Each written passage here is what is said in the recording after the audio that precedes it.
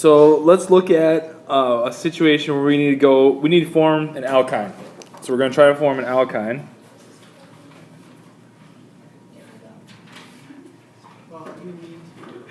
We need to form an alkyne. We need to form an alkyne. And we need to do this from, whoops.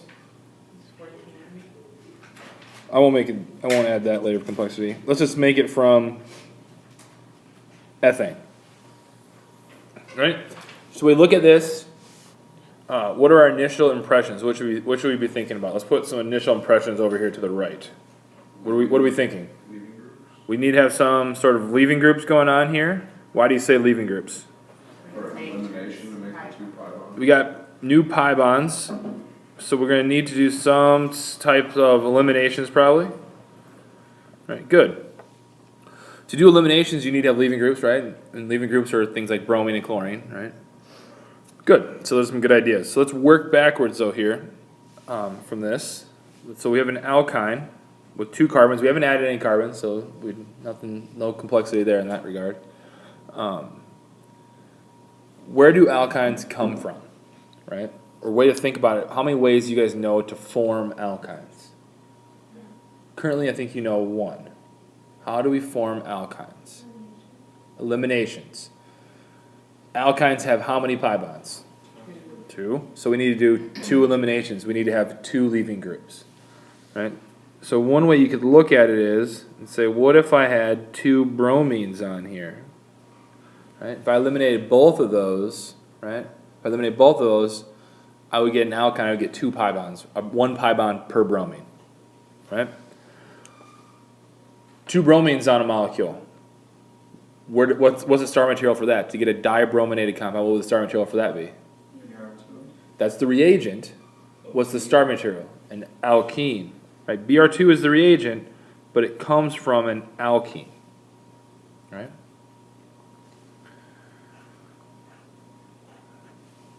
This seems kind of backwards. So we have an alkene. All right?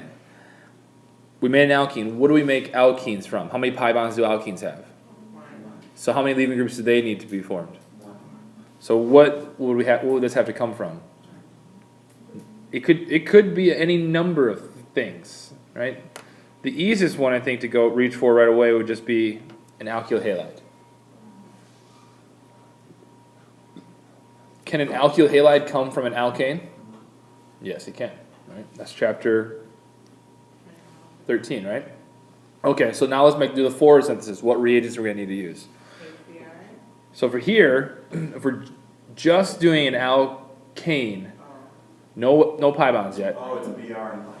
It's Br2 in light. There you go. And make sure it's important to say light, right? Without the light, we can't get that initiation to happen, or heat. Right? Br2 in light. Now I have that alkylated bromide. I want to do what kind of reaction to get to this other alkene? Elimination, specifically a E2. So what do I need to use? A bulky, strong base too, even, right? Negative charge, good. That gets elimination. Now I want to add 2 bromines to an alkene. What reagent do I use?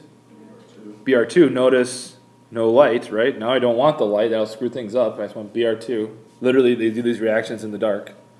Right? We actually would hide this in the dark and do this reaction. Put the 2 bromines on. Now if I want to get rid of the 2 bromines and get the alkyne, what do I need to use? Another bulky base, right? Or a strong base. I think in the homework they'll say NH2 minus, NaNH2. So you could say NaNH2. Right? NaNH2. Plus charges in there. That'll get us that alkyne. And now the alkynes, remember we can add carbons, we can do that, all that stuff. We know how to do that as well. Good.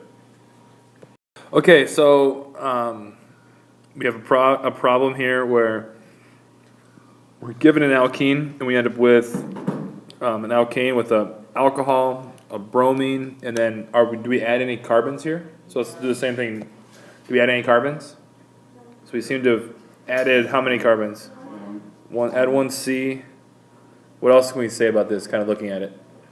You could use a Br2 and OH2O because it's trans. So we have two things that are, the functional groups are trans to each other, right? So that should tell you something. What, especially if it's an OH or a BR, what should it tell you? What kind of intermediate? There's two possibilities. What kind of intermediate it must have been if it's trans like this? Alkene. The alkene would have been one of the it would go through an alkene at some point. But if you see things that are trans like this, the BR and the OH are trans, that should set something off in your brain. What kind of star materials get you trans products? BR, bromonium ions and epoxides. Bromonium ions and epoxides, right? So be thinking about those two things, bromonium ions and epoxides there when you think of that trans. I heard somebody say alkenes, that makes sense. Are we going to, if we're going to add a carbon, if we're going to add a carbon up here, we're going to have to go through an alkyne probably too. That's a bad spelling of, yep, but it's there-ish. Alkynes, alkenes. My handwriting hasn't changed since I was 5. Right? Alkynes, alkenes. Okay, good. So we know if to add a carbon, we have to go through an alkyne too, right? At some point, we're going to use that NaNH2, deprotonate, do an SN2, get that extra carbon on there.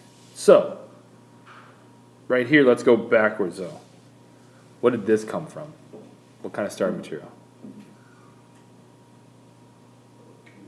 An alkene, I think, right? It looks like the H's were on the same side. Right? Everybody see how these two H's are on the same side? Cis to each other? Okay. How do we make a cis alkene? What did that have to come from? Cis alkenes. So it's a cis alkene, right? Everybody see that? Reduced alkyne. It had to come from an alkyne, right? Well, that's one of the ways to make a cis alkene is from an alkyne, right? Because normally, do we want to make cis alkenes? It's pretty hard to usually, right? So it had to come from an alkyne. And I'm going to draw it, bond angles, not so sweet. Right? So it came from an alkyne. Well, we had to add a carbon here, we've decided, right? So that had to come from the alkyne too.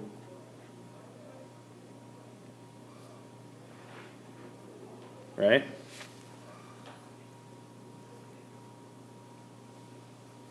Yeah?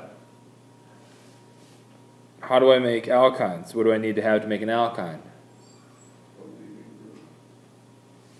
How many leaving groups? One from an alkene. To make an alkyne, I have how many pi bonds in an alkyne? 2. So I need how many leaving groups? 2. Even if the starting material. Oh yeah. Ready? I'll show you. So this had to come from here. I guess I could have done this one step. Oh well. Nothing. Wait, why is there 2 BRs? Because you haven't to make an alkyne. How many leaving groups do you need? Oh. 2. And then the 2 BRs can come from an alkene, right? So yeah, this exclusively doesn't use anything from this chapter or last chapter. I forgot. What I should have done was put a double. It doesn't matter. You could figure it out. All right. So working forward on this. Right. Br2. NaNH2. Right. Strong base to that elimination. We could add some more NaNH2 going this way, but you also want to add in, right, a methyl bromide to get that methyl over here, right, that SN2, this strong base, deprotonates this hydrogen, negative charge in the carbon, that attacks the methyl, kicks out the bromide at a carbon bond. We want to do a cis reduction of an alkyne. That requires what? Lindlar's and H2. Right, Lindlar's catalyst gets that cis. Now if I want to add a bromine and OH trans, but there's a couple ways we could do this actually. Br2 and OH or H2O. Yep, Br2 and water. Wouldn't get there. The other way you could do it, you could do the epoxidation.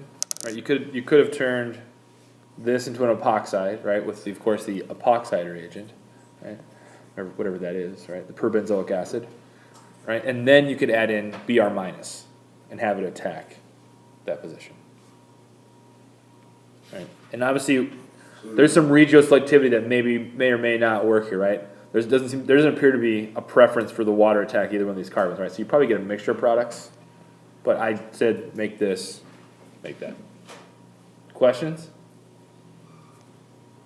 Okay, so another retrosynthetic problem to work on from the homework would be to take this, right, and try to make that from ethyl benzene, right? So let's take a look at this and let's come up with some ideas about what stands out to us.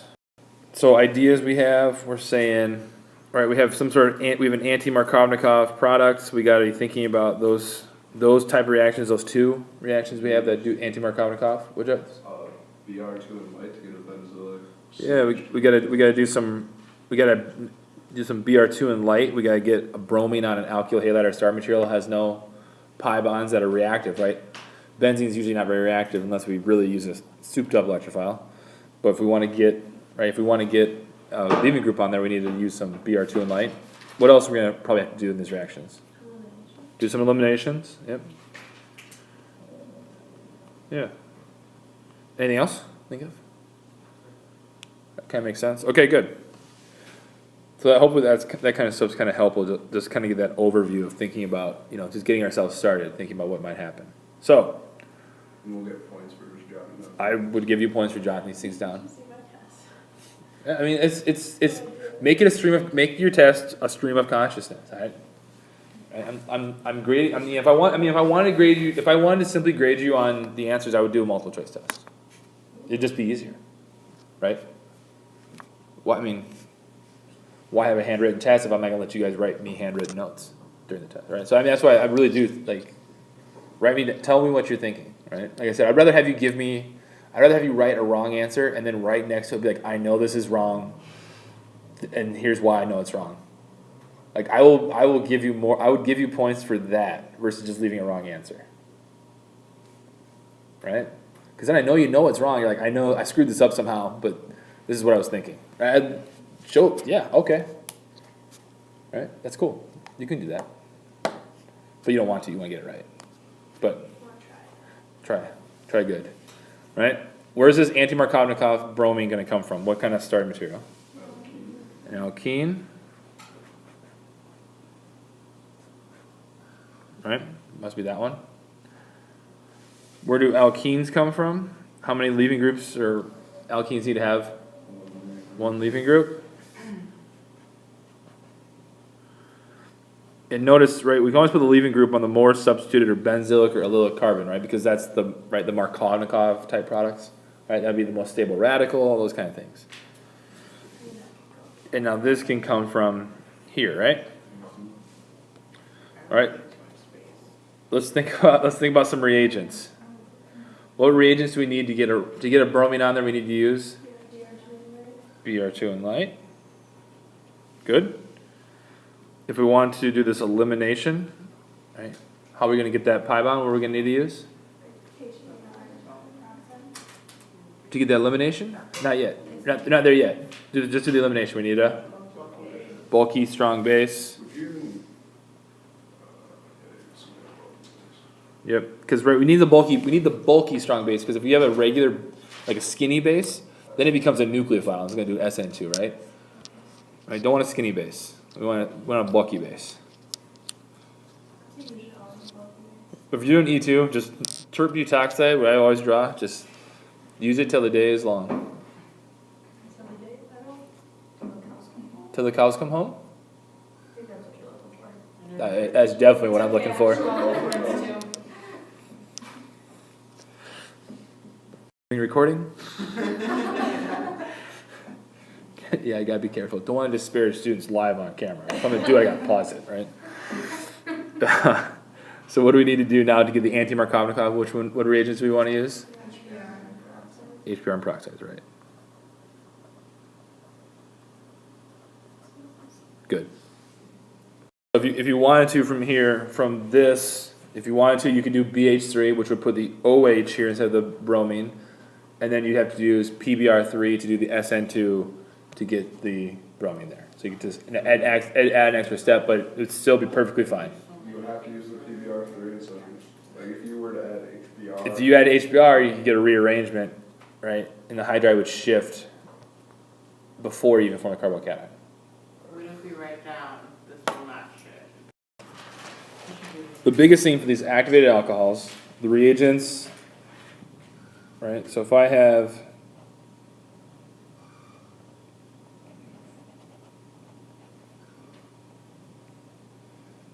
this, right? There's a stereo center there. If I use, let's just do this, make it more substitute, right? If I just used HI or HBr or HCl, my final product would be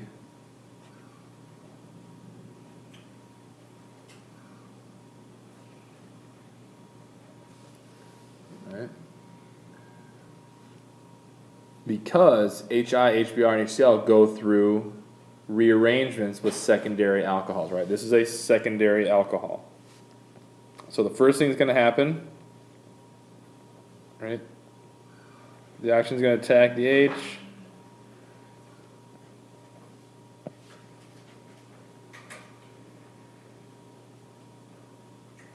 So we have a stereo center here. Life is good. Got a stereo center, right? That was hard to make. Those, it's a key site. Our drug is not going to work unless we have a stereo center. But then you decide to do this and ruin it because, right, water is a really good leaving group. So even though it's a secondary alcohol, water is a good enough leaving group where it'll just leave. And now you form a carbocation. And once you form a carbocation now, you're planar, right? Your sp2 hybridized. The stereo center is now gone, right? Also, when you form a carbocation, what else can happen? Rearrangements, right? Now we can do a rearrangement. So now you can see the hydrides shift over. If you get the hydrides shifted over,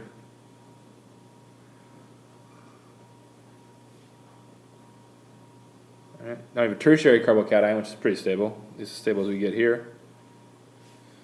Now the iodide attacks, and that gets us to our product, which is fine, right?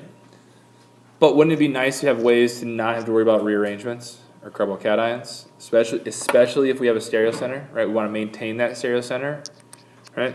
So that's where those fancier reagents come in, right? That's where PBr3, PCl3, SOCl2, zinc chloride, and tosyl chloride come in, right? Because they will not allow for rearrangements to take place. So let's look at an example of how this same molecule. So we'll compare and contrast those even within themselves, right? But we know none of these form carbocations, right? No carbocations. What happens with the mechanism of the products, though, is a little different with tosyl chloride versus those other four. All right, so let's look at the same starting material.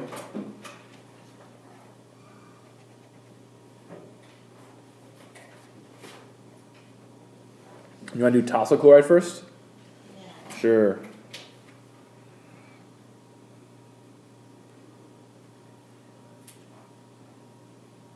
I'm just going to put R here because it doesn't really matter. All right, so sulfur is pretty delta plus here. So our oxygen is going to attack it. And the chlorine gets kicked out. And in your homework and in the book, there's a little more to this mechanism, which we'll learn about more in next unit. But for right now, you can just think about the chlorine being kicked straight out right away. So the oxygen attacks the sulfur? The oxygen attacks the sulfur. And then the chlorine gets kicked out.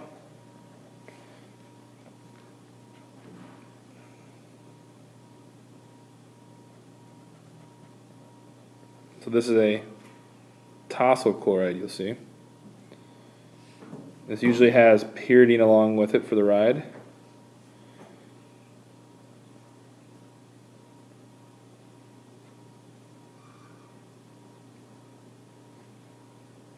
So Allison Zank is doing this reaction as we speak, as a matter of fact. Right? Pyridine comes, takes that proton, gives those electrons back there.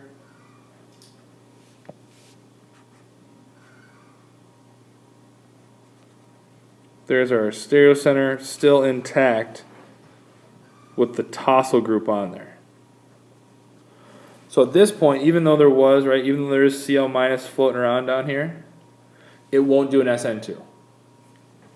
It stops right here. It stops with the O tosylated group. Stops. Just because of the stability. Just because the stability is a little different, right? Just reaction conditions, you can stop the tosyl group right there. Right? You can actually isolate this. Right? So did the stereocenter change here at all? No. Stereocenter stays the same here. With tosyl chloride, it stays the same. Until you want to add in a nucleophile, right? So now if I take this and say, okay, now I'm going to add in for step 2, if this was step 1, step 2 I'm going to add in, give me a nucleophile. OH minus. Come on. BR minus. Fluorine. We just name all the others. Come on, let's do something fun. Let's do something weird. Francium. Mighty francium. Which of course will never act like a nucleophile. This is complete nonsense. But we're going to use it anyways. Right? We all know this won't never act like a nucleophile, right? So if we write Nah, I can't do it. It's not going to work. Fine. francium. Francium, what was it? You know, fine. I Fine. just really like the name, okay? Got I it. mean, it's a good name. don't begrudge francium anything. What is that? S minus. Strong nucleophile. Was that a CH3? So CH3 on it, yep. S minus with a CH3. So we're going to do a good old SN2 attack, right? The electrons back to that oxygen. So if we do SN2 in this case, we're going to do an inversion. All right? So the easiest way to draw this, you don't really need to change the wedges and hatches at all. All you need to move, right? The sulfur came to that side, so now the sulfur is on this side, and this isopropyl group, this carbons here, just moved to the other side. Now we've inverted the stereochemistry. You could draw a lot of different ways. Yeah, alright. But the biggest way to check it, right? If this is R, what does this have to be? Right. So you can always check it. This is with tosyl. So tosyl doesn't change. Tosyl chloride doesn't do inversion until you add your nucleophile. Until you add your nucleophile of your choosing, tosyl chloride will not do inversion.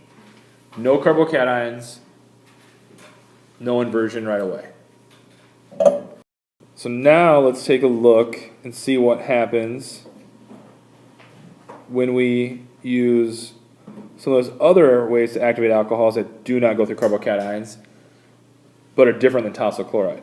So we said, let's go with PBr3. There, and I'll put a Br over there. And there's going to be a little bit of pyridine in there to help move the protons around.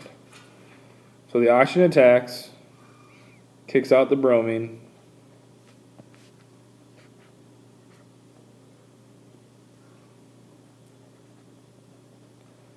Got your O, got your H, got your P, Br2, got a Br minus floating around, got a plus charge on your oxygen, right? Pyridine comes in, takes that proton off your hands. Thank you very much.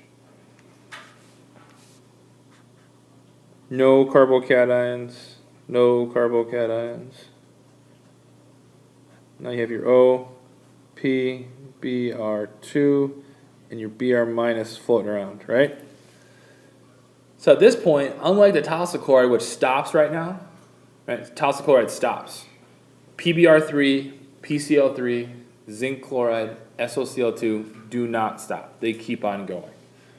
So this is just going to go ahead and do an SN2 right now. Same deal as before. We don't need to change our wedge and hatch at all. We do need to move this carbon over there. And now the bromine's right here. So we already did an inversion, right? If this starting material, which is 1, 2, 3, is RS, this is S, this better be R. Wait, what were you saying about the topsyl chloride stop? Topsyl chloride does, the Cl minus from topsyl chloride does not do this step, right? It stopped.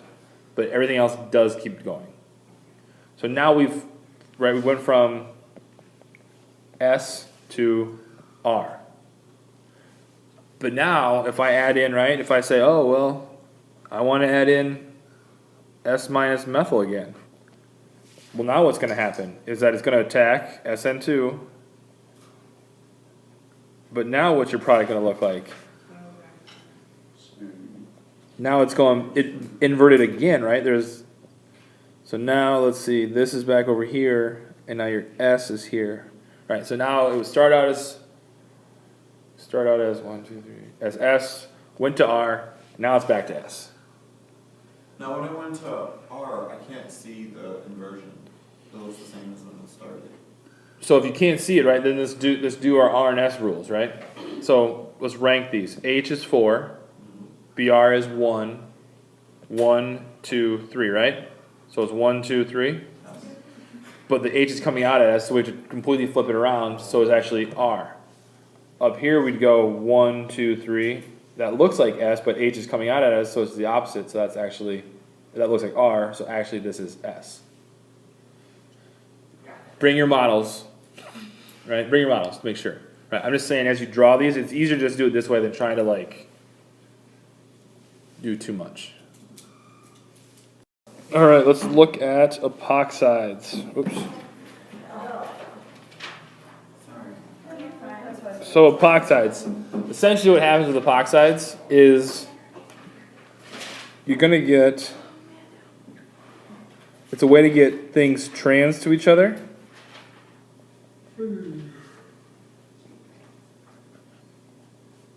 Right, so epoxides are a lot like bromonium ions, actually.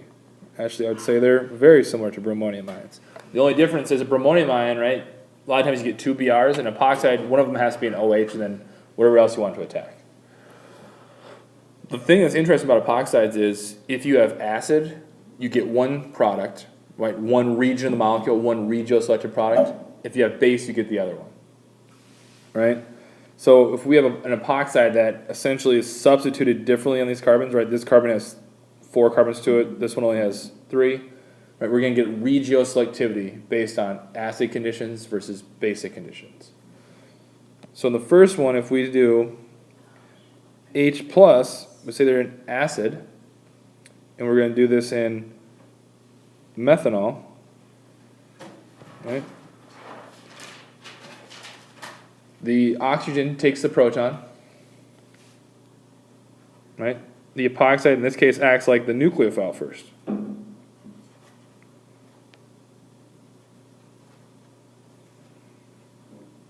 All right? There's an H, there's a plus charge there. And now we have our CH3OH, our solvent is kind of floating around. And with epoxide, there are no carbocations. And the reason why we know there's no carbocations is because the things end up being trans, always. And if there was a carbocation, right, then there wouldn't be a preference to always do the backside attack. So it always ends up being trans, so we know there's no carbocations. No carbocations. No carbocations. Epoxides, no carbocations. Epoxides, no carbocations. All right? But now we got to decide which carbon to attack. Right? Are we going to attack 1 or 2? So when we're in acid, we have this plus charge. So what do you guys know about carbons? Which carbons are more likely to handle a delta plus, or to handle a little bit of plus charge? More substituted. More substituted because of hyperconjugation. More substitute can handle the plus charge because of hyperconjugation, right? So plus charges, things that are electron deficient want to be more substituted, just like radicals, right? So carbon 1 here can handle the plus charge or the delta plus charge better, right? So it takes up most of the weight of the plus charge from oxygen. It doesn't become a full plus charge, right, because there's no carbocations, but that's the one that gets attacked. And of course, it's going to be attacked in a SN2 fashion, right? Because it's a backside attack.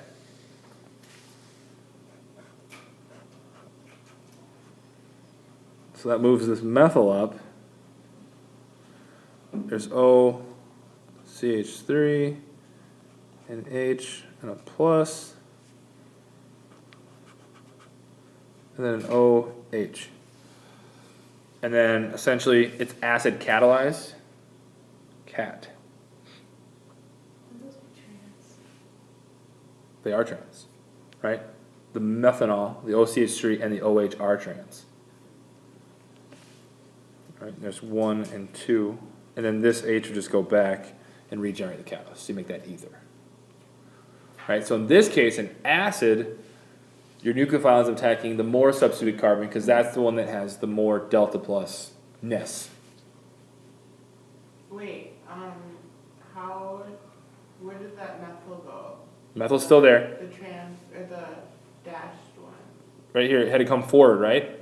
Because of this attack from behind, this methyl that was back now had to be pushed forward, right? Right, I'm flipped back, but now you attack me, I did an SN2, so now I'm back here, but now I'm flipping forward. So the methyl comes forward. Good. So that's acid. And then the H just broke off? H just broke off and regenerate H+. Yep, it's catalyst. So for this, with base, right, we don't have H+ anymore. Now we're going to use something like NaOCH3, right? NaO is a minus and a plus, right? Now that's a strong base, skinny nucleophile strong base. Now we have a choice between carbon 1 and carbon 2. So in base, though, we go for the number 2 because it's less substituted, right? It's because we're going to do an SN2, and it's easy. Instead of saying, right, in the first one we said, well, this carbon's the most delta plus, so a nucleophile wants to be most delta plus, right? That's a good reason. The other way to talk about it is, well, if that's not a case, if we're not worrying about delta plus at all, then all we care about is sterics. Which one's the easiest one to do in SN2? And that's number 2. So we have strong base, all we care about is sterics, and that's the easiest one to do an SN2 on. So in this case, we have the O minus. This OCH3 is here. And then you probably have to work it up in water, and that gets your proton on there.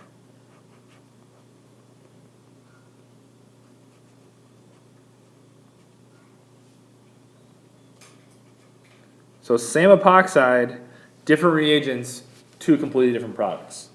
Right? Your ether part, your nucleophile, attacks different carbons based on the conditions, acid or base.